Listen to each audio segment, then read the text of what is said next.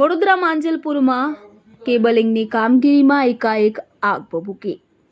વડોદરાના માંજલપુર વિસ્તારમાં કેબલિંગની કામગીરી દરમિયાન એકાએક ભીષણ આગ ફાટી નીકળી હોવાની ઘટના સામે આવી હતી કે જેમાં 5 જેટલી દુકાનો અને 2 થી વધુ મકાનો આગની ચપેટમાં આવી ગયા હતા। આગની ઘટનાની જાણ થતાં જ ફાયર બ્રિગેડની ગાડીઓ તુરંત જ ઘટના સ્થળે પહોંચી હતી અને આગ ઉપર પાણીનો મારો ચલાવી આગને કાબૂમાં લીધી હતી। ત્યારે આ સમગ્ર આગના બનાવમાં 4 થી વધુ લોકો દાઝ્યા હોવાની વિગતો સામે આવી હતી, જેમાં એક વ્યક્તિ સિવાય અન્ય વ્યક્તિને ખાનગી હોસ્પિટલમાં ખસેડવામાં આવ્યા હતા। આ ઘટના લગભગ 1.5 કલાક પહેલાં બનેલી છે અને રાજરાજેશ્વરી આઈસ્ક્રીમની દુકાન છે 99.99% ત્યાંથી આગ શરૂઆત થઈ છે, કારણ કે એમને ત્યાં મેજર મોટા મોટા ફ્રીજ છે, મોટા મોટા કોમ્પ્રેસરો છે, એસી છે, બધું જ છે, એટલે આગ ત્યાંથી સ્ટાર્ટ થઈ છે। એમને હમણાં જ રિનોવેશન કરાવેલું એટલે કોઈ ઇલેક્ટ્રિશિયને કંઈ ગંભીર ભૂલ કરી છે અને મેજર કોલ કર્યા પછી 1 કલાક પછી ફાયર બ્રિગેડ આવ્યું છે।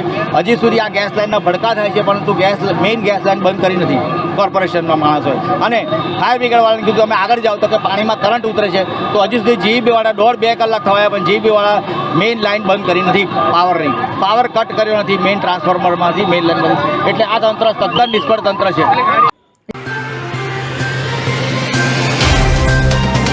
तो व्हाट्सएप, ट्विटर, फेसबुक, इंस्टा जहाँ भी आपका अकाउंट है, इसे शेयर बटन के द्वारा वहाँ पर शेयर करें।